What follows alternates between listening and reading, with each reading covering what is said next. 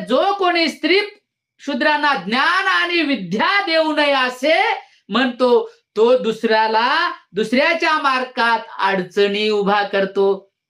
कोणी व्यक्ती म्हणत असेल किंवा कोणता धर्म म्हणत असेल तर त्यामुळे दुसऱ्याच्या मार्गामध्ये अडचणी उभ्या करतो.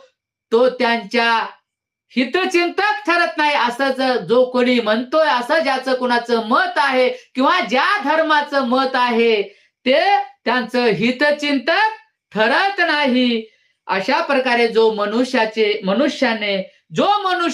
दुसऱ्याचे हित चिंतित नाही, तो त्यांचा शत्रू ठरतो. इतराला अज्ञानी ठेवणं, ज्ञानापासून वंचित ठेवणं, ब्राह्मण, वैश्य, क्षत्रिय वर्णातील स्त्रिया आणि शूद्रातील स्त्री पुरुष यांना ज्ञान आणि विद्या